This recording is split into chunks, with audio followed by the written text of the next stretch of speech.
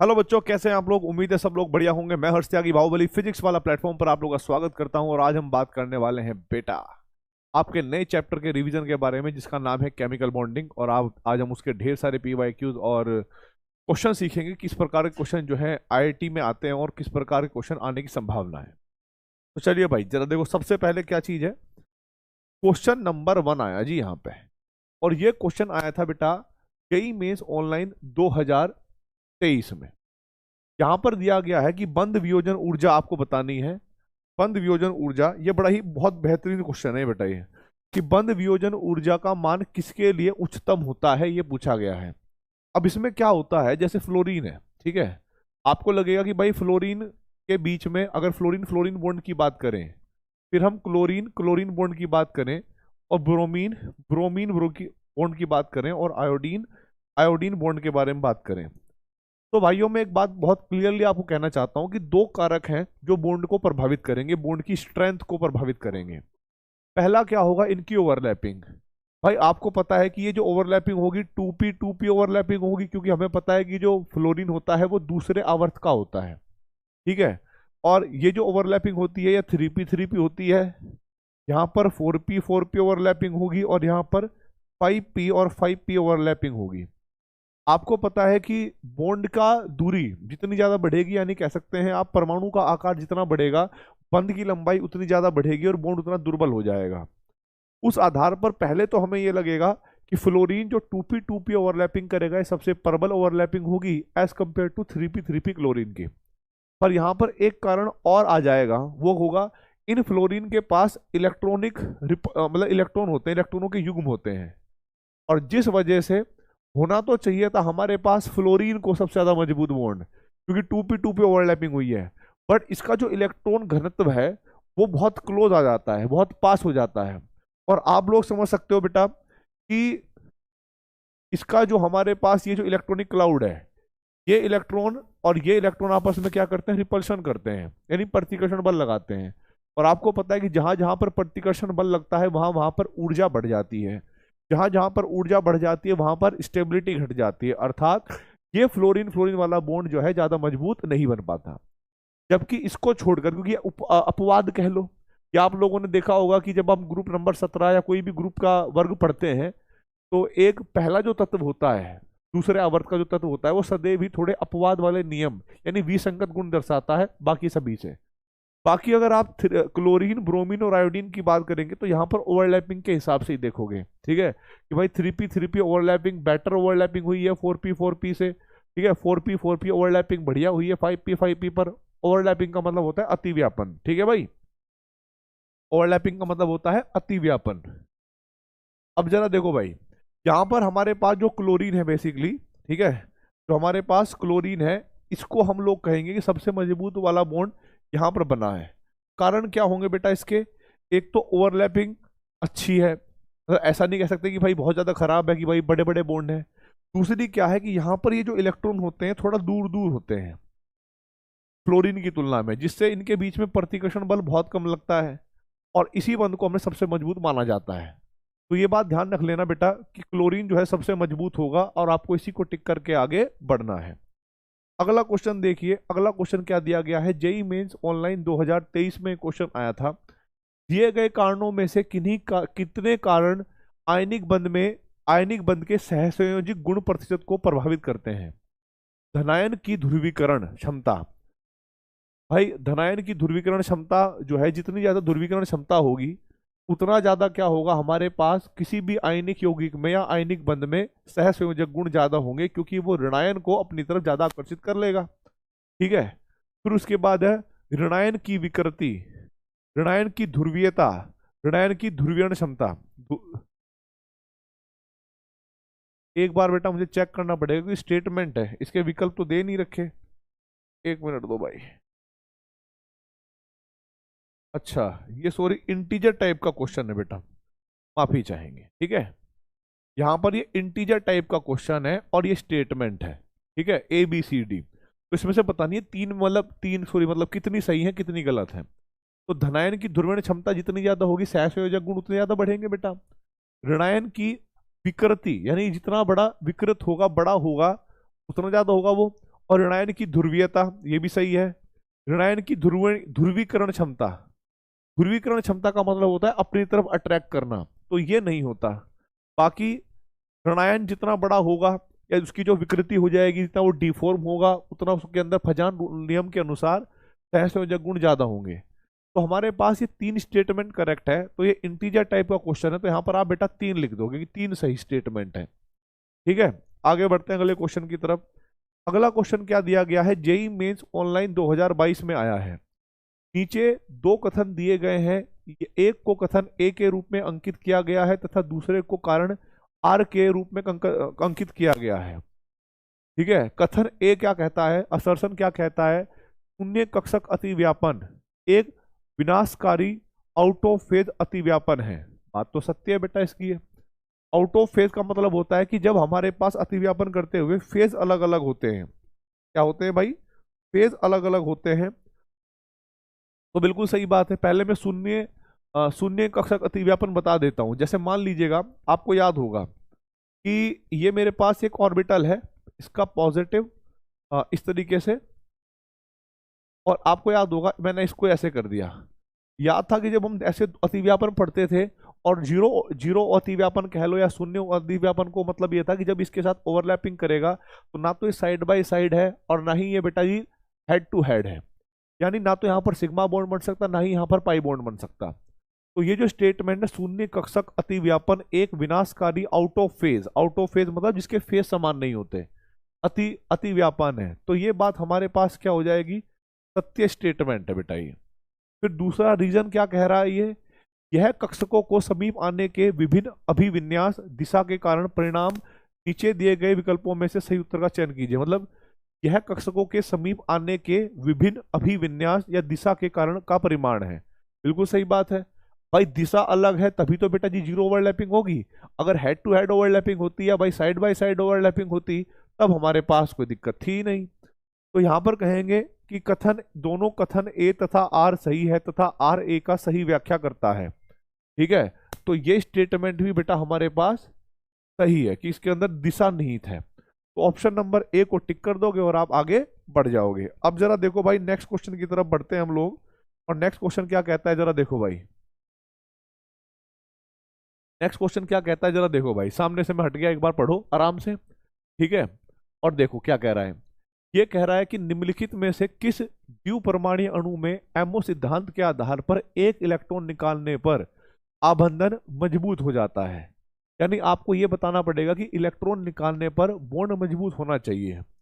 तो थोड़ा सा मैं आपको अंदाजा देना चाहूंगा बेटा, मैंने एक बहुत अच्छी ट्रिक आपको समझाई थी कि भाई जो 14 इलेक्ट्रॉन सिस्टम होता है ना, 14 से जब हम 15 पर जाते हैं तो 14 वाले में बंद की जो कोटि होती है या आबंधन होता है वो 3 होता है।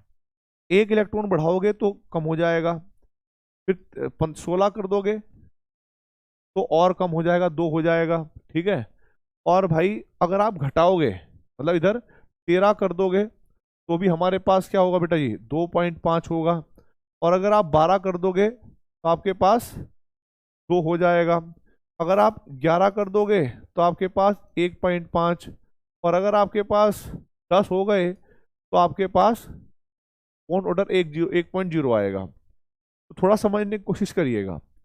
यहाँ NO है, NO के पास 15 इलेक्ट्रॉन है, 7 नाइट्रोजन में 1 ऑक्सीजन में।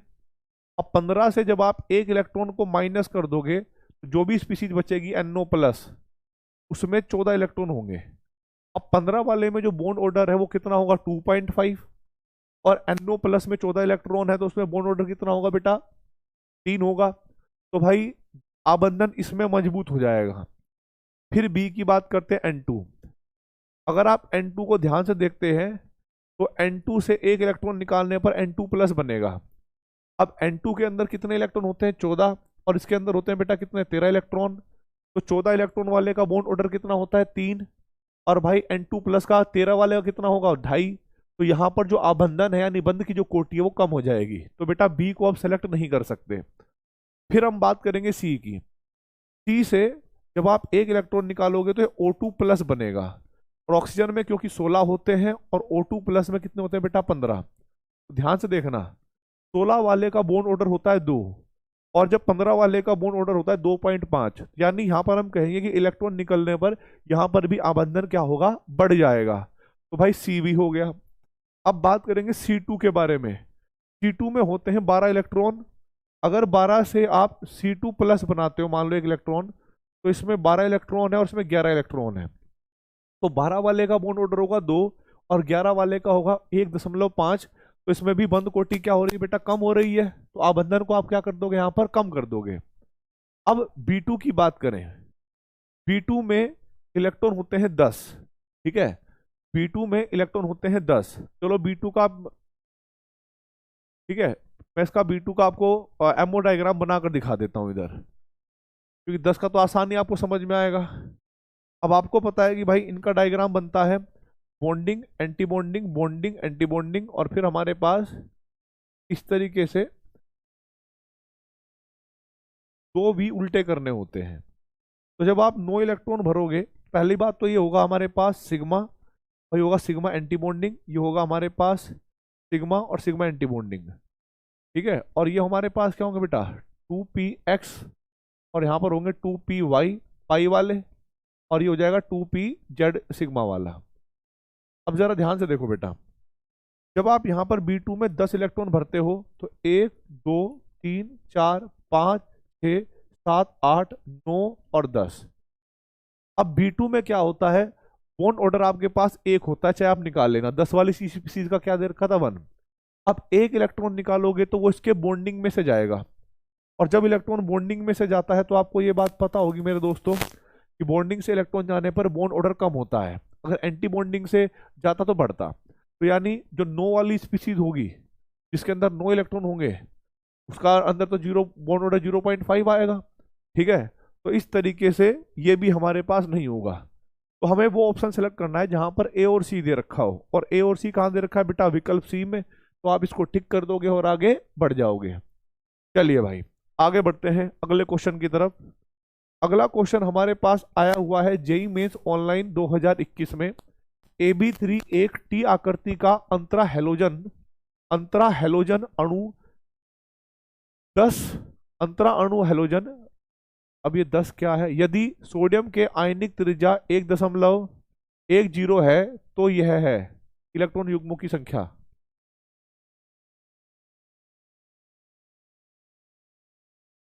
बेटा ये थोड़ा सा ना मुझे लगता है कुछ गड़बड़ है इस क्वेश्चन में, क्योंकि 2 क्वेश्चन को मिक्स करा हुआ है। AB3 एक टी आकृति का अंतरा हेलोजन अणु यदि सोडियम की आयनिक त्रिज्या 1 है तो A पर इलेक्ट्रॉन युग्मों की संख्या क्या होगी, A पर इलेक्ट्रॉन युग्मों की संख्या क्या होगी।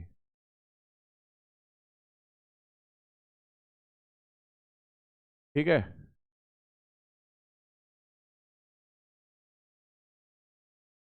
तो हेलोजन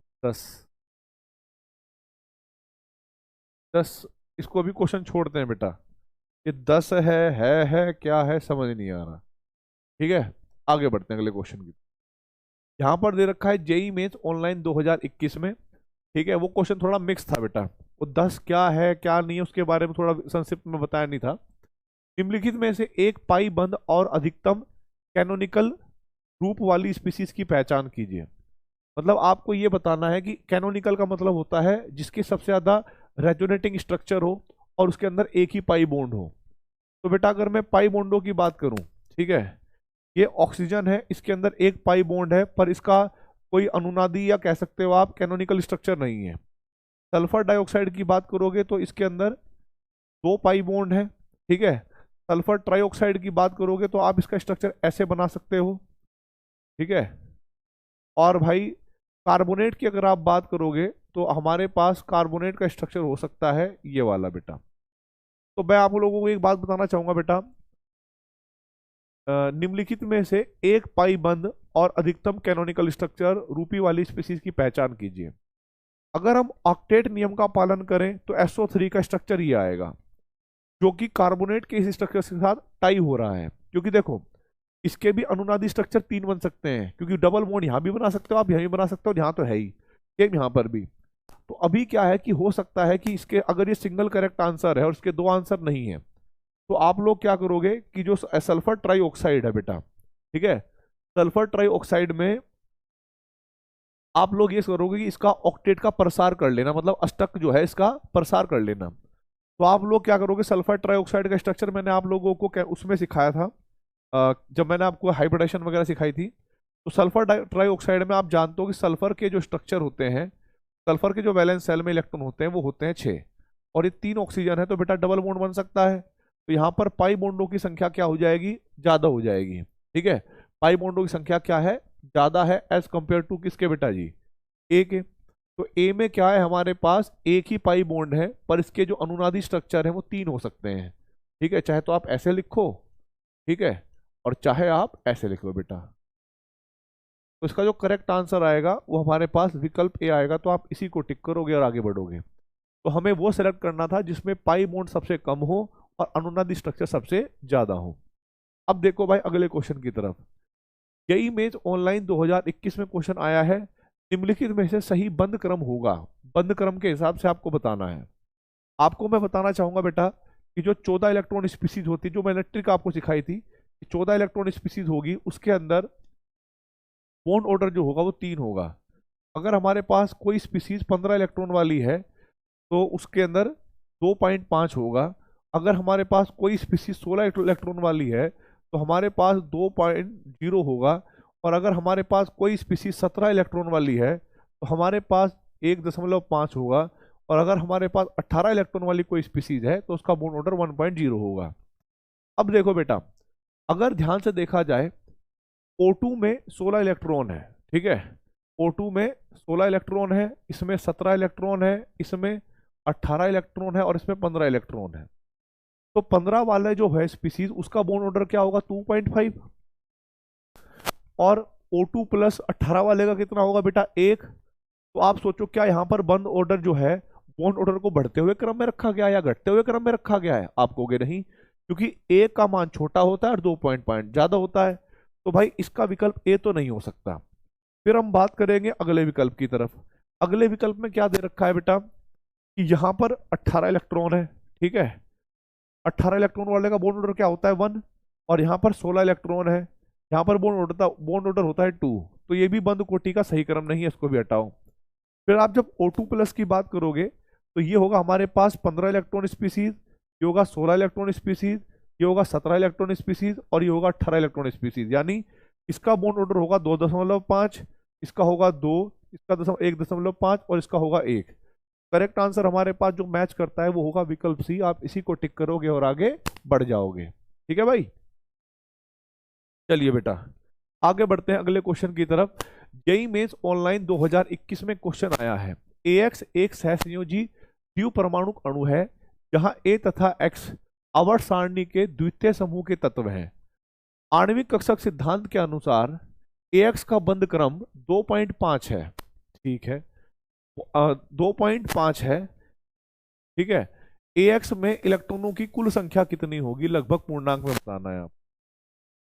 AX एक सहसंयोजी द्विपरमाणुक अणु है जहां A तथा X आवर्त सारणी के द्वितीय समूह से बिलोंग करते हैं और जिसका बॉन्ड ऑर्डर हमारे पास 2.5 है। चलो देखो बेटा, अगर मैं बात करता हूं द्वितीय आवर्त की तो मैं द्वितीय आवर्त में लिथियम बेरिलियम, ठीक है, lithium beryllium, boron, carbon, nitrogen, oxygen और भाई क्लोरीन। देखो आपको पहले तो कुछ टाई मतलब हटाने पड़ेंगे। कैसे? फ्लोरीन कभी डबल बॉन्ड नहीं बनाता, मतलब जिसकी बंद कोटि 2.5 हो ही नहीं सकती, तो फ्लोरीन इस मैच से बाहर हो गया। ठीक है, फिर हमारे पास क्या होगा बेटा, लिथियम सिंगल बॉन्ड बनाता है, बेरिलियम 2 से ज्यादा बॉन्ड बना नहीं सकता, बोरोन के बाह्य सेल में 3 इलेक्ट्रॉन है, ठीक है, और आपने डायरेक्ट कभी बॉन्ड बनाते देखा नहीं होगा बोरोन को, ठीक है, ऑक्सीजन वगैरह के साथ। लेकिन आपने देखो जो सबसे ज्यादा सीखा होगा वो क्या सीखा होगा कि अगर मैं NO की बात करूं, क्योंकि जब कार्बन, ध्यान देखना बेटा, कार्बन अगर ऑक्सीजन के साथ बॉन्ड बनाएगा तो कार्बन मोनोऑक्साइड बनाएगा, ठीक है, या CO2 बनाएगा। अब CO2 में डबल बॉन्ड होता है और कार्बन मोनोऑक्साइड में ट्रिपल बॉन्ड होता है, तो यहां पर तो C और O को भी नहीं ले सकते। B और N को अगर हम लेते हैं बोरोन नाइट्राइड में तो वहां पर ट्रिपल बॉन्ड बनता है बेटा, तो ये भी नहीं हो सकता B और N। तो हमारा जो तुक्का लगेगा वो NO रो पे लगेगा। तुक्का क्या मतलब करेक्ट ही NO होगा। कैसे जरा देखो, आपको पता है कि नाइट्रोजन और ऑक्सीजन के बीच में NO नाइट्रिक ऑक्साइड नाम का अणु होता है, और इसके अंदर टोटल इलेक्ट्रॉन गिनोगे तो बेटा कितने हो जाएंगे, 15। यानी अगर आपको पता है कि जो 15 इलेक्ट्रॉन स्पीसीज होती है, जैसे मैं भी अब आपको बताऊं कि 14 इलेक्ट्रॉन स्पीसीज में क्या होता है बेटा, कि जो बॉन्ड ऑर्डर होता है, बंद की कोटि होती है, वो 3 होती है। लेकिन जैसे ही आप एक इलेक्ट्रॉन बढ़ाओगे, 15 इलेक्ट्रॉन स्पीसीज कर दोगे, तो बॉन्ड ऑर्डर कितना हो जाएगा, 2.5। तो आप खुद सोचो कि 2.5 जो है ना, 2.5 वो दो जगह पर ही बंद कोटि आ सकती है। कैसे, या तो उसके अंदर 15 इलेक्ट्रॉन हो, और या उसके अंदर बेटा जी कितने हो, 13 इलेक्ट्रॉन हो। ठीक है, या उसके अंदर कितने हो, 13 इलेक्ट्रॉन हो। तो 13 इलेक्ट्रॉन का योग तो देख लो आप कहां पर बन रहा है, और 15 का तो आप मेरे साफ साफ दिख ही रहा है। ठीक है, तो भाई जो करेक्ट आंसर होगा वो होगा हमारे पास NO। और यहां पर पूछा है AX में इलेक्ट्रॉनों के कुल संख्या लगभग पूर्णांक में बतानी है। तो AX कुल संख्या तो बेटा 15 ही आएगी, राइट। तो जो आंसर होगा हमारे पास 15, टोटल उसके अंदर 15 इलेक्ट्रॉन होंगे। ठीक है, जिसका बॉन्ड ऑर्डर हमारे पास 2.5 है। तो भाई ये क्वेश्चन था हमारे पास क्वेश्चन नंबर 8वां। ठीक है, अब बढ़ते हैं हम अगले क्वेश्चन की तरफ। अगला क्वेश्चन क्या है जरा देखो भाई, जेईई मेंस ऑनलाइन 2021 में क्वेश्चन आया है। इन्होंने कहा है कि निम्नलिखित स्पीसीज में से कौन सी में आबंध लंबाई असमान है, मतलब जिसमें जो बंदों की है वो हमारे पास असमान है, आबंध लंबाइयां असमान है। अगर मैं इसकी बात करता हूं XeF4 की, तो जीनन के बाह्य सेल में कितने इलेक्ट्रॉन होंगे बेटा जी,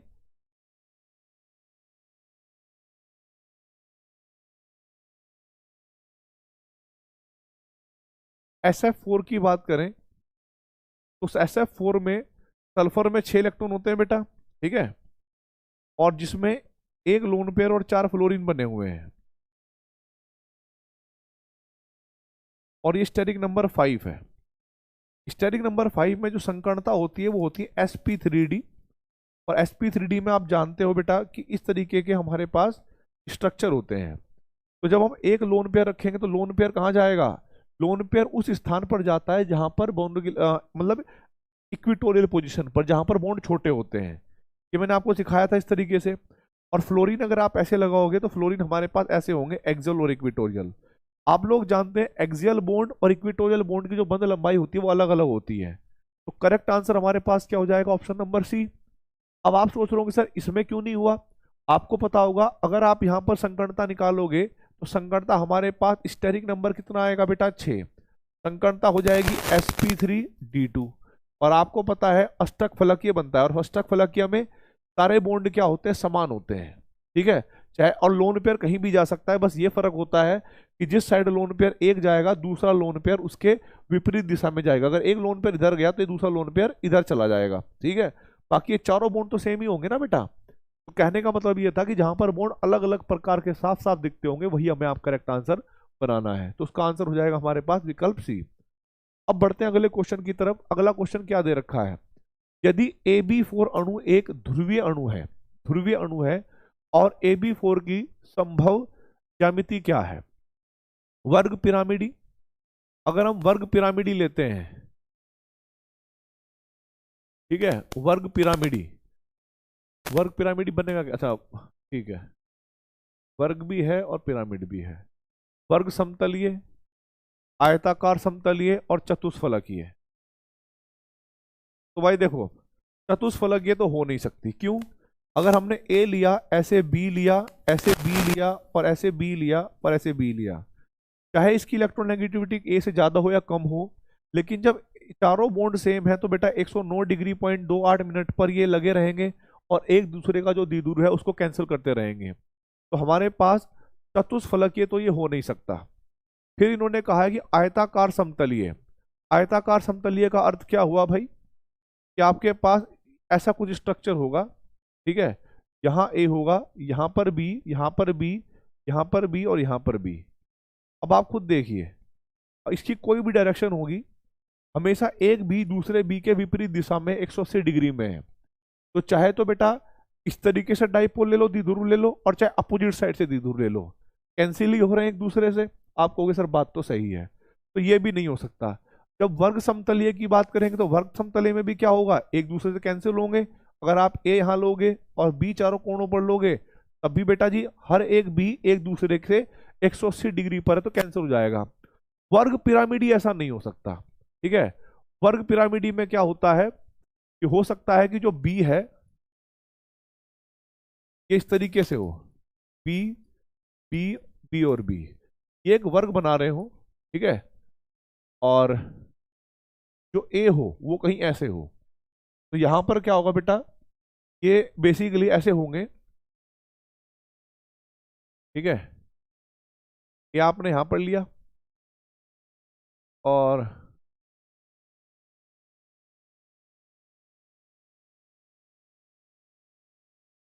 अच्छा ज्यामिति की बात है ना, ज्यामिति, तो बी बी बी और बी और ए, तो बेटा ऐसे स्ट्रक्चर ही बन सकते हैं वर्ग पिरामिडी, ठीक है। जिसमें एक दूसरे के 180 डिग्री पर नहीं है, तो एक दूसरे को कैंसिल नहीं कर पाएंगे दीदोर को। तो इसका जो करेक्ट आंसर होगा हमारे पास वो ऑप्शन ए बन सकता है। तो आप इसी को टिक कर दोगे और आगे बढ़ जाओगे। आपको पता है कि द्विध्रुव आघूर्ण जो होता है वो एक क्या बोलते हैं, वेक्टर क्वांटिटी, या इसको हम सदिश राशि कहते हैं। अब बढ़ते हैं अगले क्वेश्चन की तरफ। जेईई मेंस ऑनलाइन 2020, SF6 एक आणविक ज्यामिति अष्टकफलकीय है। SF4 की ज्यामिति इलेक्ट्रॉनों के एकल युग्मों के सहित यदि कोई है, क्या है? SF4 की ज्यामिति इलेक्ट्रॉनों के ए इलेक्ट्रॉन, ये बताना है हमें। SF4 बताना है बेसिकली, इसके बारे में हमें बात नहीं करनी है। SF6 तो इसने बताया कि भाई इसकी अष्टकफलकीय है। SF4 की ज्यामिति हमें बतानी है। अभी थोड़ी देर पहले हमने क्वेश्चन किया था और हम जानते हैं कि सल्फर के बाह्य सेल में 6 इलेक्ट्रॉन होते हैं बेटा। 6 में से फ्लोरीन सिंगल बॉन्ड बना सकता है, तो 4 तो मैंने फ्लोरीन जोड़ लिए, ठीक है। और एक क्या हो गया बेटा, लोन पेयर आ गया। एक क्या आ गया, लोन पेयर आ गया। थोड़ा समझने की कोशिश करिएगा बेटा यहाँ पर, ठीक है। यहाँ पर आप जब बात करोगे लोन पेयर की, तो हमारे पास स्टेरिक नंबर आएगा कितना बेटा, 5। और इसकी जो संकरणता होगी, ये पढ़ाया था हमने, तो जो संकरणता होगी वो हमारे पास क्या होगी, sp3d। और sp3d में जो स्ट्रक्चर होता है वो कुछ इस प्रकार का होता है, ठीक है। और इसको हम क्या बोलते हैं बेटा, इसको बोलते हैं पिरामिडी, ठीक है, या त्रिकोण नुमा त्रिकोणीय द्विपिरामिडी, ट्राइगोनल बाइपिरामिडल कहते हैं इसको हम, ठीक है। ट्राइगोनल बाय पिरामिडल यानी त्रिकोणीय द्विपिरामिडी है, ठीक है। तो करेक्ट आंसर क्या होगा बेटा हमारे पास, त्रिकोणीय द्विपिरामिडी। और ध्यान रखना है यहाँ पर ज्यामिति पूछिए, ज्यामिति, ज्यामिति पूछिए, आकृति नहीं पूछिए। आकृति होती तो वो फिर सीसॉ होती, क्योंकि एक जगह पर लोन पेयर चला जाता, तो आकृति और ज्यामिति में अंतर होता है।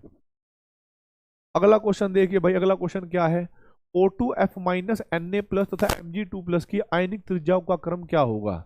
देखो ये क्वेश्चन हम पहले भी कर चुके हैं, और ये क्वेश्चन देखो 2020 में भी आया था बेटा। ये सारी स्पीसीज सम इलेक्ट्रॉनिक स्पीसीज हैं, और हम लोग जानते हैं कि जो आयनिक त्रिज्या होती है, आयनिक त्रिज्या होती है सम इलेक्ट्रॉनिक स्पीसीजों के लिए, वो Z/M, Z/E के रेशियो जो है उसके व्युत्क्रमानुपाती होता है। यानी Z/E का मान जितना ज्यादा होगा, आयनिक त्रिज्या उतनी कम होगी।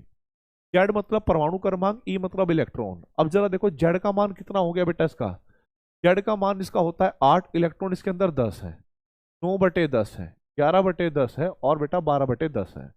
तो ये मान सबसे बड़ा है मैग्नीशियम का। तो मैग्नीशियम क्या होना चाहिए, सबसे छोटा, और ऑक्सीजन क्या होना चाहिए, सबसे बड़ा। तो आप देखो मैग्नीशियम सबसे छोटा और ऑक्सीजन सबसे बड़ा कहाँ दिया है, तो आप कहोगे विकल्प सी में। तो विकल्प सी को टिक कर दोगे और आगे बढ़ जाओगे। अगला क्वेश्चन देखिए बेटा, नेक्स्ट क्वेश्चन में आपको दे रखा है यौगिक जिसका अधिकतम HMH बंद कोण, ठीक है, जेईई मेंस में दे रखा है, और M का मान जो है क्या है, ये NOSC, पता नहीं क्या है, MHH जब यहाँ पे दे ही रखा है बेटा, ठीक है। मतलब एक नाइट्रोजन है, एक ऑक्सीजन है, एक सल्फर है और एक कार्बन है, ठीक है, वो एक ही बात है, ठीक है। मतलब ये बेसिकली केंद्रीय, जो केंद्रीय तत्व है M और हाइड्रोजन के बीच के बॉन्ड एंगल की बात करना चाहता है आपको पता। और इसने पूछा यौगिक जिसका अधिकतम है, तो बेटा H2O की अगर हम बात करें तो आपको याद होगा यहाँ पर हाइब्रिडाइजेशन तो sp3 है, ठीक है, संकरता तो sp3 है, पर आपको याद होगा यहाँ पर बाहुबली नियम भी नहीं लग रहा। तो यहाँ पर ये देखेंगे जहां पर लोन पेयर होते हैं वहां पर एस करेक्टर बढ़ जाता है, यहाँ पर भी और यहाँ पर भी एस करेक्टर क्या होगा, बढ़ जाएगा। अगर इनमें एस करेक्टर बढ़ा है तो आपको पता है कि यहाँ पर एस करेक्टर क्या होगा इन बॉन्ड में बेटा, इन बॉन्ड में घट गया होगा। सेम यहाँ पर भी एस करेक्टर इन बॉन्ड में घट गया होगा। तो इसका जो बॉन्ड एंगल होगा अल्फा, ठीक है, उस अल्फा का मान छोटा होगा 109 डिग्री 0.28 मिनट से। इसके पीछे कारण क्या था, गैस करेक्टर के कम होने पर बॉन्ड एंगल कम होते हैं। और इवन आपने एनसीईआरटी में पढ़ा भी होगा कि जल का जो बॉन्ड एंगल होता है वो 104 डिग्री होता है। अमोनियम आयन की बात करते हैं।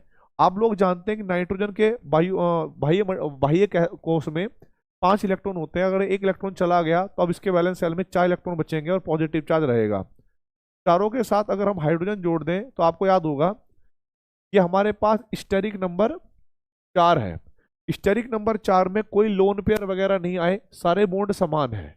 तो जो आदर्श बॉन्ड एंगल होता है वो कितना होता है बेटा, 109 डिग्री 0.28 मिनट।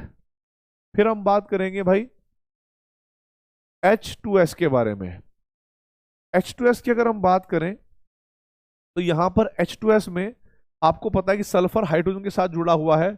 और आपको एक बात याद दिलाना चाहूंगा कि जब हाइड्रोजन तीसरे आवर्त के तत्व या चौथे आवर्त के तत्व के साथ जुड़ा होता है तो वहां पर संकरता नहीं होती है और उन अणुओं को हम ड्रैगोज अणु कहते हैं। और यहाँ पर जो बॉन्ड एंगल होगा वो 90 डिग्री के आसपास होगा। CH4 में भी बेटा हमें पता है, ठीक है, CH4 में भी हमें पता है कि 109 डिग्री होता है, एग्जैक्ट 109 डिग्री 28 मिनट। अब यहाँ पर दे रखा है NH4 और NH4 में भी 109 डिग्री 0.28 मिनट और मीथेन। तो अगर ये सिंगल करेक्ट होगा तो पक्की बात है कि यहाँ पर फिर अमोनियम आयन ना होकर बेटा यहाँ पर अमोनिया गैस दे रखी होगी, ठीक है, यहाँ पर क्या होगा, अमोनिया गैस होगी। जब आप अमोनिया गैस को देखोगे तो अमोनिया को थोड़ा अलग से समझ लेना बेटा कि आपको पता है कि अमोनिया में एक लोन पेयर आता है, ठीक है, और यदि में लोन पेयर आया, इसकी संकरता तो चलो sp3 हो गई, आदर्श बॉन्ड एंगल 109 डिग्री 0.28 मिनट का होना चाहिए था, पर है नहीं क्योंकि एक लोन पेयर आ गया। और आपको पता है कि जहां पर लोन पेयर आता है वहां पर एस करेक्टर बढ़ जाते हैं। अब यहाँ पर एस करेक्टर बढ़े होंगे तो पक्की बात कहीं ना कहीं तो घटे होंगे, तो वो एस करेक्टर इनके बॉन्ड एंगल में कम हो जाते हैं, जिस वजह से इनका बॉन्ड में कम हो जाते हैं। और जिस वजह से ये जो बॉन्ड होता है केंद्रीय तत्व और दो हाइड्रोजन के बीच का, ये बॉन्ड एंगल कम हो जाता है। क्यों, कि हमने क्लास में पढ़ा था एस करेक्टर के बढ़ने पर जो है बॉन्ड एंगल, ठीक है, या बंध कोण जो है वो बढ़ा करता है, और कम होने पर क्या होगा बेटा, कम हो जाएगा। ये तो समानुपाती है। तो इस तरीके से जो है आप लोग इस क्वेश्चन को करोगे और उसका करेक्ट आंसर आप डी कर दोगे, ठीक है। आगे बढ़ते हैं भाई। नेक्स्ट क्वेश्चन क्या दिया गया है हमें, नेक्स्ट क्वेश्चन है हमारे पास, निम्न अणुओं आयनों में से C2 2 minus N2 2 minus O2 2 minus O2 कौन प्रति चुंबकीय है और उसकी आबंध लंबाई सबसे कम है। ठीक है, देखो बेटा, अगर मैं C2 2 माइनस की बात करूं तो हमारे पास इसके अंदर 14 इलेक्ट्रॉन है, इसके अंदर 16 इलेक्ट्रॉन है, इसके अंदर 18 इलेक्ट्रॉन है, ठीक है, और इसके अंदर हमारे पास 16 इलेक्ट्रॉन है। अब मैं आपको बताना चाहता हूं कि जो 14 इलेक्ट्रॉन वाली स्पीसीज होती, ठीक है, 14 इलेक्ट्रॉन वाली स्पीसीज होती है, इसके बारे में मैं बिल्कुल क्लियरली आपको ये बात जरूर बताना चाहूंगा दोस्तों कि यहां पर बॉन्ड ऑर्डर हमारे पास 3 होता है और ये प्रति चुंबकीय हुआ करता था, ठीक है। आप सोचोगे सर कैसे, तो देखो हमसे पूछा है प्रति चुंबकीय कौन है और जिसकी आबंध लंबाई सबसे छोटी है, और आपको पता है यहाँ पर बॉन्ड ऑर्डर 3 होगा, 16 वालों का बॉन्ड ऑर्डर 2 हुआ करता था, 18 वालों का 1 हुआ करता था। तो बंध जितना बॉन्ड ऑर्डर जितना ज्यादा होगा बंध की लंबाई क्या होगी, उतनी छोटी, क्योंकि बंध की लंबाई सबसे छोटी तो C2 2 माइनस में ही है, प्रति चुंबकीय भी है। अब आपको याद मतलब समझ नहीं आ रहा होगा प्रति चुंबकीय कैसे हुआ। देखिए कार्बन जो है वो नाइट्रोजन से पहले वाला तत्व है, तो आपको पता होगा नाइट्रोजन तक के जो डायग्राम बनते थे वो बनते थे bonding anti bonding bonding anti bonding, और 2V हम ऐसे किया करते थे, याद है। अब इसमें अगर हम 14 इलेक्ट्रॉन भरेंगे बेटा तो 1 2 3 4 5 6 7 8 9 10 11 12 13 और 14 सारे इलेक्ट्रॉन युग्मित हैं। अगर सारे इलेक्ट्रॉन युग्मित है बेटा, ये क्या हो जाएगा, प्रतिचुंबकीय। अगर हमारे पास, तो इसका मतलब ये होगा कि 14 इलेक्ट्रॉन वाली स्पीसीज प्रतिचुंबकीय भी है, और साथ साथ बॉन्ड ऑर्डर 3 होने की वजह से बंध की लंबाई भी क्या होगी, सबसे कम। क्योंकि हम लोग जानते हैं बंध की लंबाई वो व्युत्क्रमानुपाती होती है किसके बेटा जी, बंध की कोटि या बॉन्ड ऑर्डर के। ठीक है, इसको आप टिक कर दोगे और आगे बढ़ जाओगे। अब देखो भाई आगे कहानी। नेक्स्ट क्वेश्चन हमारे पास, अच्छा इसमें मैंने टिक तो किया ही नहीं, C2 2 माइनस, C2 2 माइनस। आगे देखो बेटा नेक्स्ट क्वेश्चन क्या है। इन्होंने बोला है निम्न में से किस आयन में केंद्रीय परमाणु का संकरण sp3d2 है, sp3d2 है। अगर आप बात करो ICl4 की, मैं डायरेक्ट बता देता हूं। आयोडीन के बाह्य शेल में 7 इलेक्ट्रॉन होते हैं, एक नेगेटिव का मतलब हो गया कि इसके अंदर अब 8 इलेक्ट्रॉन हो गए होंगे। आप बनाकर चेक कर लेना। अब आपने क्या करा, 4 क्लोरीन जोड़े, एक क्लोरीन एक क्लोरीन एक क्लोरीन और एक क्लोरीन, 2 लोन पेयर है बेटा। तो जब आप यहाँ पर सिग्मा बॉन्ड और लोन पेयर काउंट करोगे तो 6 आएगा, स्टेरिक नंबर 6 हो गया। तो जो संकरणता है वो कितनी हो जाएगी बेटा, sp3d2। ये क्लास में करवाए हुए क्वेश्चन है। तो जो हमारे पास हो जाएगी sp3d2, वो हमारे पास होगा डी। आप इसको टिक करोगे और आगे बढ़ जाओगे। अगला क्वेश्चन है जेईई मेंस ऑनलाइन 2019 में आया हुआ एक क्वेश्चन है। इसमें पूछा गया है ICl4, ICl5 तथा ICl4 नेगेटिव के लिए सत्य कथन क्या है, मतलब इनकी आकृति के बारे में बात करनी है। अगर मैं ICl5 की बात करूं तो मैं ये बात जानता हूं कि आयोडीन के बाह्य सेल में कितने इलेक्ट्रॉन होंगे बेटा, 7 इलेक्ट्रॉन होते हैं, और 5 जिसके अंदर अगर क्लोरीन जुड़े हुए हैं तो एक क्या हो जाएगा हमारे पास, लोन पेयर। यहां पर जो स्टेरिक नंबर है वो 6 होता है, और संकरणता जो होती है बेटा वो होगी हमारे पास sp3d2। यानी जो ज्यामिति होती है, ज्यामिति इलेक्ट्रॉनिक ज्यामिति, वो होगी हमारे पास अष्टक फलकीय, अष्टक फलकीय। आप लोग ये बात जानते होंगे दोस्तों कि जो अष्टक फलकीय आकृति होती है, ठीक है, जो अष्टक फलकीय आकृति होती है उसमें हम इस तरीके से स्ट्रक्चर रखा करते थे, और किसी एक स्थान पर लोन पेयर जाएगा, क्योंकि और आप लोन पेयर कहीं भी रख सकते हैं क्योंकि यहां पर कोई एक्सियल और कोई इक्वेटोरियल पोजीशन नहीं होती। तो मान लो कि मैंने यहां पर लोन पेयर रखा होगा और बाकी 4 क्लोरीन ऐसे, ठीक है, और 5 और 5वां ऐसे ऐसे बनाया होगा। तो इस आकृति को आप क्या कहोगे बेटा, जब ये नहीं दिखेगा आप कहोगे वर्ग पिरामिडी, है ना, वर्ग पिरामिडी। तो ICl5 जो आ गया वो वर्ग पिरामिडी आ गया। यहां पर दे रखा ICl5 त्रिसमन्ताक्ष, ICl5 वर्ग पिरामिडी। तो यानी इसका आंसर, इसका जो आंसर है वो बी और डी में से हो सकता है। अब ICl4 नेगेटिव के बारे में अगर हम बात करें तो आयोडीन के बाह्य सेल में कितने इलेक्ट्रॉन होते हैं बेटा जी, 5 नेगेटिव चार्ज है, इसका मतलब आप इलेक्ट्रॉन आ गए होंगे 8, मतलब 7 से 8 हो गए होंगे। 4 क्लोरीन अगर आप जोड़ोगे और भाई 2 लोन पेयर हैं, तो आप लोग समझने की कोशिश करिएगा, अभी भी स्टेरिक नंबर कितना हो गया, 6। अभी भी आपके पास संकरणता sp3d2 होगी। बट अब क्या होगा कि हमारे पास 2 लोन पेयर हैं, तो दोनों लोन पेयर एक दूसरे के विपरीत दिशा में ऐसे चले जाएंगे, एक यहां पर एक इधर यहां पर। तो क्लोरीन और क्लोरीन, क्लोरीन और क्लोरीन आप ऐसे रख दोगे, तो ये बनेगा हमारे पास क्या बेटा, कि एक तल में 4 क्लोरीन लगे हुए हैं, तो उसको बोलेंगे हम वर्ग समतलीय। तो देखो ICl5 वर्ग पिरामिडी वहां पर क्लियर हो गया था, और ICl4 माइनस जो है वर्ग समतलीय है, यहां पर क्लियर हो गया है। तो उसका आंसर करेक्ट होगा बी फॉर बाहुबली। इसको आप टिक कर दोगे और आगे बढ़ जाओगे। नेक्स्ट क्वेश्चन देखिए बेटा क्या दिया गया है।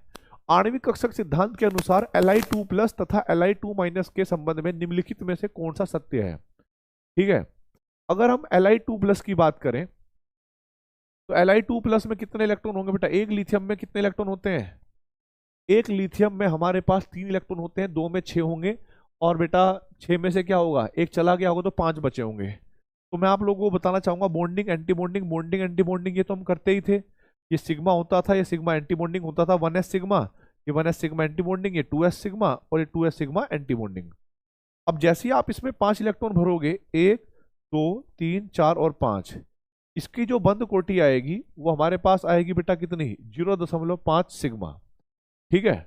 जब आप Li2 माइनस के बारे में बात करोगे तो इसमें 7 इलेक्ट्रॉन होंगे बेटा, क्योंकि एक लिथियम में कितने इलेक्ट्रॉन है, एक लिथियम में कितने इलेक्ट्रॉन है भाई, आप कहोगे सर एक लिथियम में हमारे पास इलेक्ट्रॉन होते हैं 3, 2 में हो जाएंगे 6, नेगेटिव चार्ज का मतलब 7 इलेक्ट्रॉन।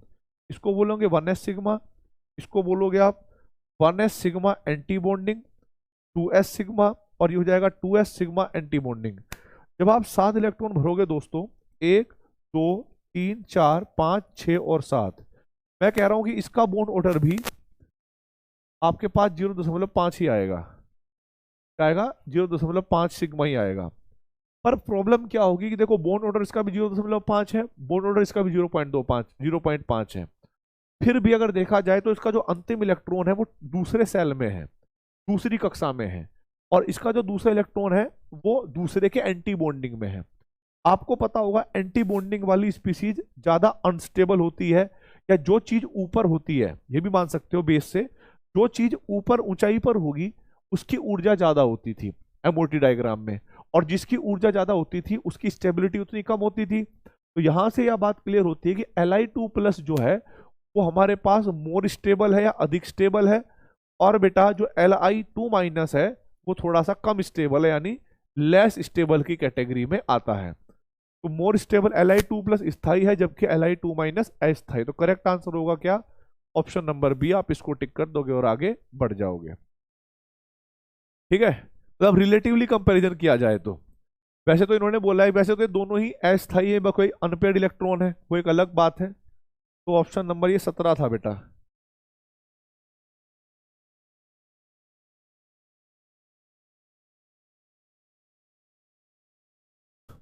आणविक सिद्धांत के अनुसार, अच्छा, इनका कहने का मतलब बेटा जो स्थायी और अस्थायी से है वो रिलेटिव कंपैरिजन नहीं है। ठीक है, इनके क्वेश्चन का कहने का मतलब है कि कौन सा प्रकृति में रहता है। ठीक है, तो यहां पर ध्यान रखना भाई, अगर दोनों में कंपैरिजन कंपैरेटिवली स्टेबिलिटी करी जाए तो हम कहते हैं कि Li2+ जो है वो Li2- से अधिक स्टेबल है।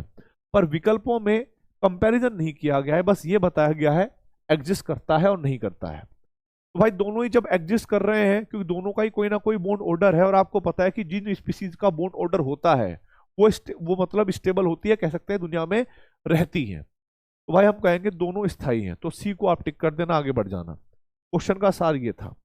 अगला क्वेश्चन कहता है हमें, नीचे दिए गए किस प्रक्रम में आबंध कोटि बढ़ गई है तथा अनुचुंबकीय गुण प्रतिचुंबकीय गुण में परिवर्तित हो रहे हैं, यानी अनुचुंबकीय गुण प्रतिचुंबकीय में कन्वर्ट हो रहे हैं।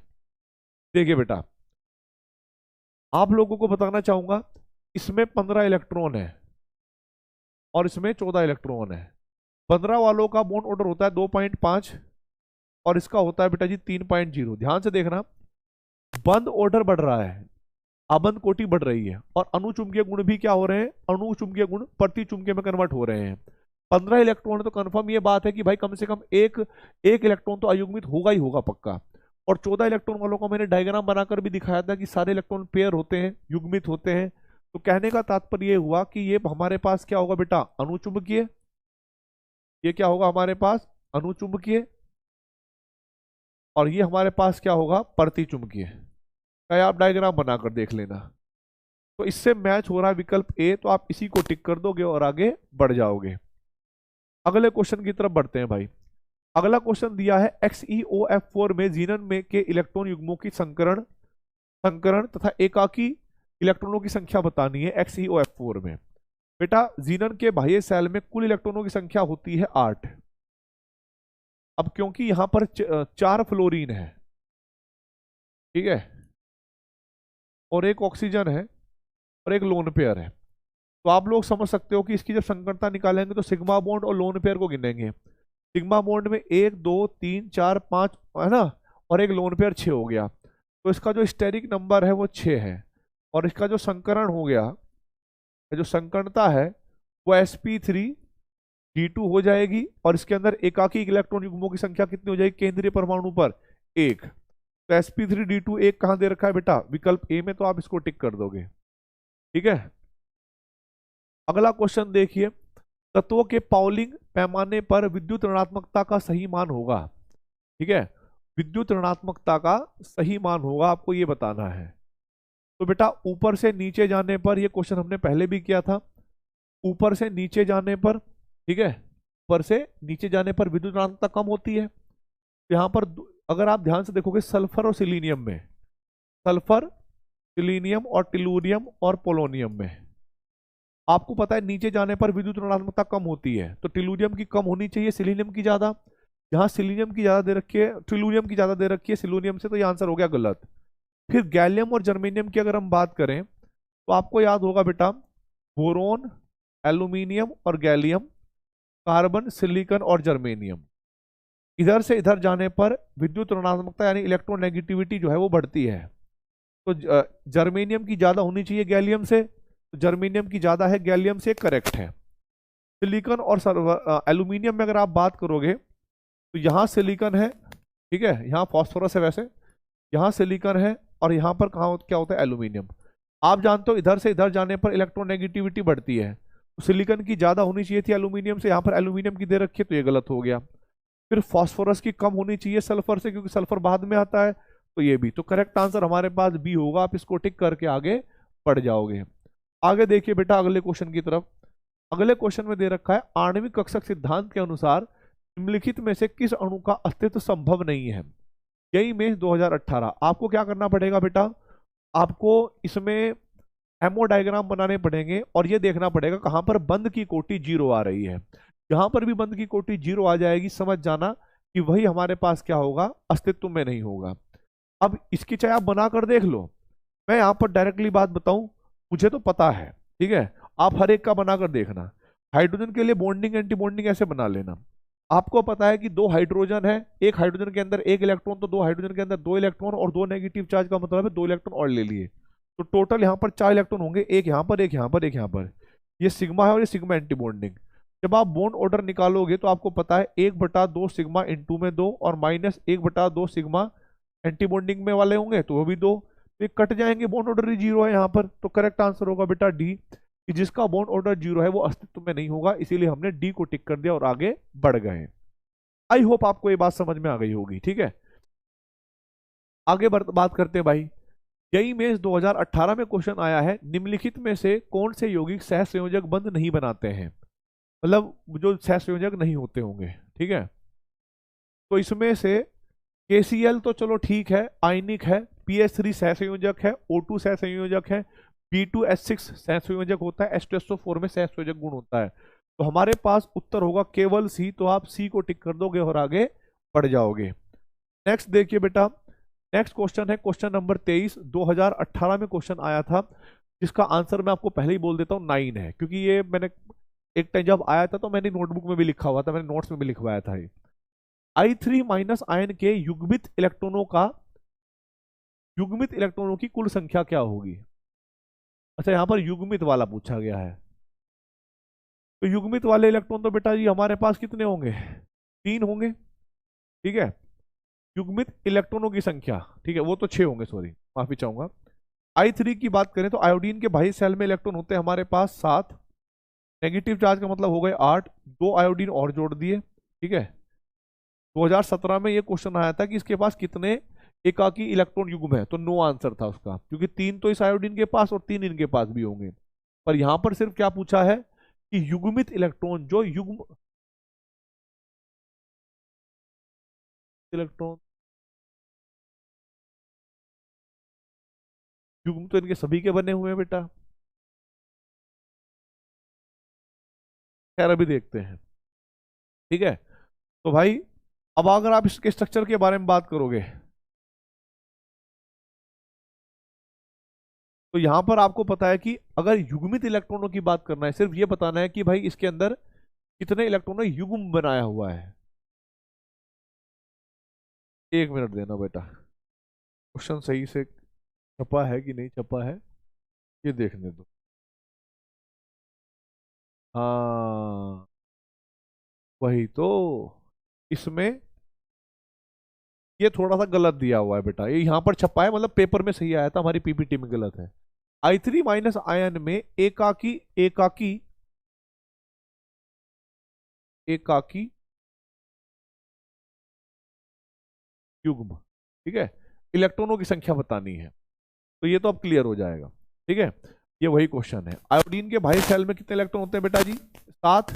एक नेगेटिव चार्ज है तो 8 हो गए, और 2 आयोडीन हो गए, ऐसे करके, ठीक है। क्योंकि आयोडीन होते हैं मोनोवेलेंट, ये भी हमारे पास सिंगल बॉन्ड बना सकते हैं। तो आपको पता होगा आयोडीन के बाह्य शेल में 7 इलेक्ट्रॉन होते हैं, तो बेटा एक बॉन्ड बनाओगे तो 3 तो रह रहे होंगे लोन पेयर, ठीक है। तो यहाँ पर कुल हमें एकाकी इलेक्ट्रॉन युग्मों की संख्या निकालनी है, और ये नहीं कहा गया, ये बिल्कुल नहीं कहा गया बेटा कि भाई हमें केंद्रीय परमाणु पर दिखाने हैं, हमें सिर्फ ये पूछा है कुल कुल संख्या कितनी होगी। तो बहुत सारे बच्चे क्या होते हैं जो जल्दबाजी में रहते हैं, वो सिर्फ केंद्रीय परमाणु को देख पाते हैं, और केंद्रीय परमाणु पर उनको लगता है कि यहाँ पर जो एकाकी इलेक्ट्रॉन युग्म है वो 3 है, और जल्दबाजी में वो 3 को टिक करके आते हैं। और लास्ट टाइम जब मैंने बच्चों को करवाया था 2018 में, तो बच्चे अधिकतम 3 को टिक करके आए थे। तो यहाँ पर ध्यान रखना है, यहाँ पर केंद्रीय परमाणु पर नहीं कुल पूछे गए हैं, यानी आप इन आयोडीन को भी लोगे, और जब आप इनको भी लोगे बेटा, तो यहाँ पर हमारे पास क्या हो जाएगी संख्या? 9। 3 इसके पास, 3 इसके पास, 3 इसके पास, तो करेक्ट आंसर हो जाएगा 9, ठीक है। अगला क्वेश्चन देखिए, निम्न में से कौन सा अणुचुंबकीय नहीं है?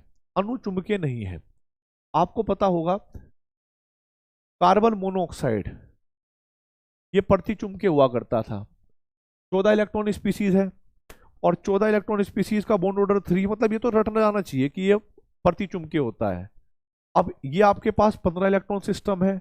O2 का डायग्राम बनाकर सिखाया गया था कि भाई 2 इलेक्ट्रॉन रहते हैं इसके एंटी बॉन्डिंग में। B2 का स्ट्रक्चर रहता है कि इसके भी बॉन्डिंग में 2 इलेक्ट्रॉन रहते हैं, लेकिन बॉन्डिंग में रहते हैं। तो आप जब इनका डायग्राम बनाकर देखोगे तो यहाँ पर अयुग्मित इलेक्ट्रॉन आपको साफ साफ दिख जाएंगे। यहाँ पर तो गिनने से ही पता लग जाएगा कि भाई 15 है तो एक पक्का होगा। 14 वाले को आप ऐसे याद कर लो कि ये प्रतिचुंबकीय होता है और बॉन्ड ऑर्डर 3 होता है, बस बात खत्म, ठीक है। अब आगे बढ़ते हैं भाई अगले क्वेश्चन की तरफ। अगला क्वेश्चन दिया गया है हमें, वह स्पीसीज जिसमें n परमाणु sp संकरण को अवस्था में होगी, मतलब sp संकरण होना चाहिए। वैसे तो आप स्ट्रक्चर बनाकर देख लेना, लेकिन मैं यहाँ पर खास बात बताता हूँ कि नाइट्रोजन के बाह्य शेल में 5 इलेक्ट्रॉन होते हैं, और 1 इलेक्ट्रॉन अगर चला जाए तो 4 इलेक्ट्रॉन बचेंगे, और इस पर पॉजिटिव चार्ज आएगा। अब 2 ऑक्सीजन जो है बेटा वो क्या होंगे? डबल बॉन्ड बनाएंगे। तो हम यहाँ पर जब सिग्मा बॉन्ड और लोन पेयर गिनेंगे तो हमें पता है कि नाइट्रोजन पे कोई लोन पेयर नहीं है, सिग्मा बॉन्ड इसके चारों तरफ 2 है। तो जब इसका स्टेरिक नंबर 2 आएगा, तो जो संकरण आएगा या संकरणता आएगी वो हमारे पास क्या आएगा बेटा? sp आ जाएगी। करेक्ट आंसर होगा इसका ऑप्शन नंबर डी, ठीक है। करेक्ट आंसर क्या होगा बेटा इसका? Option number D. अब बढ़ते हैं हम अगले क्वेश्चन की तरफ। अगला क्वेश्चन दे रखा है, वह अंतरा अणुक अन्योन्य क्रिया को अणुओं के बीच की दूरी को प्रतिलोम घन पर निर्भर है। ये बेटा थोड़ी हिंदी बहुत खतरनाक है, ठीक है। तो आप लोग एक काम करना, माफी चाहूंगा, अंतरा अणुक अन्योन्य क्रिया को बीच की दूरी के प्रतिलोम घन। होमवर्क, इसको होमवर्क मतलब मुझे इसकी हिंदी नहीं पता, इंग्लिश में होता तो तुम्हारा भाई 1 मिनट में, ठीक है। तो इसको एक बार चेक कर लेना, मैं इसका आंसर आपको बता देता हूँ, ठीक है। एनसीईआरटी में चाहे एक बार देख लेना। ये क्या है वाला क्वेश्चन नंबर 26, आयन द्विध्रुव अन्योन्य।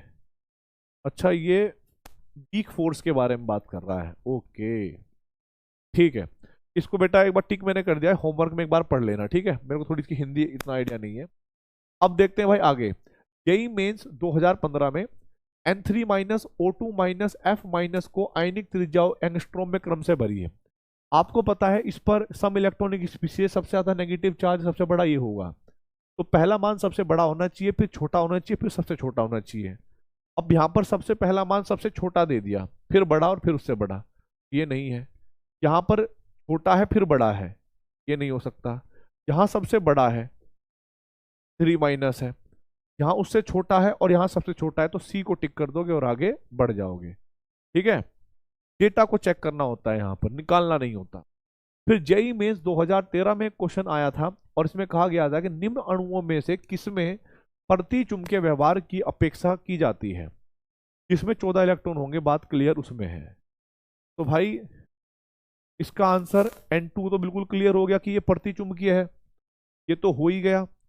अब भाई O2 जो है वो अनुचुंबकीय होता है। O2 का आप डायग्राम बनाना पता है ना।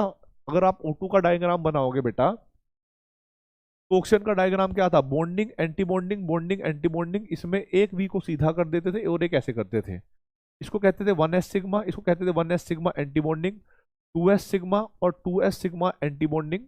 फिर यहाँ पर 2pz सिग्मा, और यहाँ पर क्या होते थे बेटा, 2px पाई, 2py पाई, और यहाँ पर ऐसे 2px पाई एंटी बॉन्डिंग, 2py पाई एंटी बॉन्डिंग, और 2pz सिग्मा एंटी बॉन्डिंग। अब क्योंकि इसके अंदर कितने इलेक्ट्रॉन आएंगे बेटा, ऑक्सीजन में अंदर 16 इलेक्ट्रॉन होने चाहिए। तो 1 2 3 4 5 6 7 8 9 10 11 12 13 14 15 और 16। तो ये अनुचुंबकीय, आपको अनुचुंबकीय दिखेगा पैरामैग्नेटिक, जिसमें भी अयुग्मित इलेक्ट्रॉन होते हैं वो अनुचुंबकीय होते हैं। अब ऑक्सीजन अनुचुंबकीय है और सल्फर उसका भाई है, तो सेम गुण H2 में भी जाएंगे। आपको डायग्राम बनाने की जरूरत नहीं है। H2 हो, Te2 हो, एक ही वर्ग में उन तत्वों को रखा जाता है जिनके गुण समान होते हैं। भाई इसका बन गया तो समझो इसका बन गया। अब बात करते हैं C2 की। C2 में आपने देखा होगा, C2 भी आपके पास अनुचुंबकीय होता है, प्रतिचुंबकीय होता है। भाई इसका डायग्राम ऐसे बनेगा, और जब इसके अंदर आप 12 इलेक्ट्रॉन भरोगे, 1 2 3 4 5 6 7 8 9 10 11 और 12, ठीक है। कोई भी इलेक्ट्रॉन क्या है बेटा आपके पास, अयुग्मित नहीं है, तो ये भी क्या हो गया, प्रतिचुंबकीय। तो जो प्रतिचुंबकीय व्यवहार होगा वो हमारे पास इसमें ए में और बी में हो जाएगा। तो आप इसको टिक कर दोगे और आगे बढ़ जाओगे। 2013 का क्वेश्चन था बेटा ये। अगला क्वेश्चन आया है हमारे पास जेईई मेंस 2013 में, अणु या आयनों में निम्न युग्मों में से किस में दोनों स्पीसीज के होने की संभावना नहीं है। आपको बताना है जो दोनों ही नहीं होंगे, और मेरा जो करेक्ट आंसर होगा दोनों ही नहीं होंगे वो होगा सी। कैसे, जरा समझना बेटा। हाइड्रोजन के अंदर एक इलेक्ट्रॉन होता है और दो हाइड्रोजन के अंदर दो इलेक्ट्रॉन होते हैं, और दोनों में से दोनों ही चले जाएं क्योंकि 2+ है, तो वो रहेगा ही नहीं ना। तो भाई ये नहीं बन सकता। He2 की बात करें तो हीलियम के अंदर 4 इलेक्ट्रॉन है, एक के नहीं, हीलियम के अंदर 2 इलेक्ट्रॉन होते हैं और 2 हीलियम के अंदर 4 इलेक्ट्रॉन है। अगर आप एमओ डायग्राम बनाना चाहो तो 4 इलेक्ट्रॉन को कैसे भरोगे, 1 और 2, ये होगा 1s सिग्मा और एक होगा 1s सिग्मा एंटी बॉन्डिंग। यानी जितने बॉन्डिंग में है उतने एंटी बॉन्डिंग में, तो एट द एंड पे कैंसिल ही हो जाएंगे, और बॉन्ड ऑर्डर कितना आ जाएगा, इसका 0 आ जाएगा। तो करेक्ट आंसर वहां पर सी होगा। मैं इसलिए जल्दी कर पा रहा हूं क्योंकि देखो मेरे को प्रैक्टिस है। आप लोगों को हो सकता है समय लगे, लेकिन समय लगाना मेन ये होगा कि आईआईटी के अंदर आपके हर क्वेश्चन पे आपको 4 नंबर मिले। ऐसा ना हो कि आप गलती कर बैठो वहां पर, ठीक है। अब देखो भाई आगे एक कहानी। अगला क्वेश्चन जो है वो हमें दे रखा है न्यूनतम आबंध कोण, यानी कहां पर आपको बताना है कहां पर सबसे न्यूनतम आबंध कोण वाला अणु है, जहां पर सबसे छोटे मोड़ है। अगर आप लोग ध्यान से देखोगे तो यहां पर एक ही जैसी स्पीसीज है NCl3, एक ही तत्व है, ग्रुप नंबर 15 के ही में है। अब इसमें क्या है कि आपको याद होगा जब केंद्रीय परमाणु का आकार बढ़ता है तो बेटा बंद कोण कम हो जाता है। तो इसमें सबसे नीचे कौन होता है, आप कहोगे नाइट्रोजन, फास्फोरस, आर्सेनिक और एंटीमनी। मैंने आपको एक बात बताई थी, केंद्रीय परमाणु का आकार बढ़ने पर बॉन्ड एंगल कम हो जाता है। एंटीमनी सबसे नीचे है तो बॉन्ड एंगल सबसे कम इसी का होगा। तो बेटा करेक्ट आंसर हमारे पास हो जाएगा ऑप्शन नंबर सी। आप इसी को टिक करोगे और आगे बढ़ जाओगे। चलिए भाई अब बढ़ते हैं आगे की कहानी पे, ठीक है। तो भाइयों और बहनों, आप लोगों को मैं एक बताना चाहता हूँ बात कि ये वाला टॉपिक मतलब केमिकल बॉन्डिंग के जो क्वेश्चंस थे वो मैंने आपको कराए, आपको समझ में आए होंगे। टफ नहीं आएगा, बस एक रिवीजन मार लेना, ठीक है, छोटे छोटे पॉइंट्स पर। और जो क्वालिटेटिव एनालिसिस वाला था उस पर भी एक बार झलक मार लेना। आप क्वेश्चन सही करोगे मेरी गारंटीड, पर डरना नहीं है, ठीक है। कभी कभी क्या होता है, हिंदी मीडियम के बालों को सबसे बड़ी प्रॉब्लम क्या आती है कि उसको क्वेश्चन समझ नहीं आता। वो पहले हिंदी में पढ़ता है, फिर इंग्लिश में पढ़ता है, फिर कंफ्यूज होता है, फिर सोचता है, ठीक है। पहले जब आप पेपर अटेम्प्ट करोगे, मैं ये नहीं कह रहा हूँ कि केमिस्ट्री में पढ़ाता हूँ तो इसलिए आप केमिस्ट्री करोगे, यहाँ पर सब कुछ खेल होता है कॉन्फिडेंस का। अगर आप लोग सबसे पहले मैथ्स को उठा लोगे, मानते हैं क्वेश्चन आपसे हो भी जाएगा, लेकिन दूसरा क्वेश्चन थोड़ा सा लंबा हो गया, ठीक है, और चलो भले ही वो निकल भी जाए, तो आप लोगों को पता है क्या डर लगेगा कि यार एक क्वेश्चन में अगर 10 मिनट लग गए या 5 मिनट लग गए तो पूरा पेपर कैसे कवर होगा। तो पेपर को करने की एक स्ट्रैटेजी होती है, और वो स्ट्रैटेजी आपको ये अपनानी है। सबसे पहले केमिस्ट्री, केमिस्ट्री के भी सारे क्वेश्चन नहीं, देखते चलो जो हो रहा है उसको कर दो, चाहे वो 5 ही क्यों ना हो रहे हो, चाहे 5 ही क्यों ना, सरल सरल पहले 5 कर दो। फिर आप क्या करोगे, आप फिजिक्स में चले जाओ जो देखते ही हो रहे हो, ठीक है, मतलब जो सिंपल सिंपल लग रहे हो, और हर पेपर में गारंटी देता हूं 30 में से 5 से 6 क्वेश्चन ऐसे होते हैं जो बिल्कुल टिक करके आगे बढ़ जाते हैं, तो टिक करके देखते ही समझ में आ जाएगा। कहीं आपने एग्जाम्पल पढ़ा होगा, 5 क्वेश्चन केमिस्ट्री के, 5 क्वेश्चन फिजिक्स के और 5 क्वेश्चन गणित के, आप ऐसे ही करो, 15 चौका 60 नंबर। आपको पता है ना कट ऑफ कहाँ तक जाती है, 100 पे जनरल वालों की जाती है, 90 पे भी चली जाती है, 110 पे कभी कभी कभी जाती है, लेकिन 100 पे ही चली जाती है। तो फिर आपको क्या करना है, मैं हिंदी मीडियम वाले बालकों को ध्यान से देख रहा हूँ कि आप लोगों से पेपर होगा, 100% आपको से पेपर होगा, पर आपसे पता है गलती कहाँ पर होगी, आपसे गलती होगी, आप हर क्वेश्चन को अटेम्प्ट करना चाहोगे, आप हर ये सोचोगे अगर सारे नहीं करे तो आईआईटी में नंबर नहीं आए। तो आप लोगों को क्या करना है बेसिकली, कि पहले 5-5 क्वेश्चंस आपको हर सेट में कर, मतलब तीनों पार्ट में करने हैं। जब आपको लगे 15 क्वेश्चन हो गए हैं और बिल्कुल सही हुए हैं, फिर सोचना है कि यार अब मैं जो है ना थोड़े मीडियम लेवल के क्वेश्चन भी उठा लेता हूँ और केमिस्ट्री से स्टार्ट करता हूँ। क्यों केमिस्ट्री से स्टार्ट करता हूँ, क्योंकि आसान होती है, ठीक है। तो फिर से 4-4 क्वेश्चन दोबारा से तीनों में मार देना, ठीक है, या फिर केमिस्ट्री को पूरा खत्म कर देना, फिर फिजिक्स को और मैथ्स को इस तरह से ले लें, ठीक है। तो ध्यान रखना है, स्ट्रेटजी बहुत जरूरी है। तो अपना ध्यान रखेंगे, अच्छे से पढ़ाई करते रहेंगे, मैं रिवीजन लेकर आता रहूंगा। All the very best. जय हिंद, जय भारत, वंदे मातरम।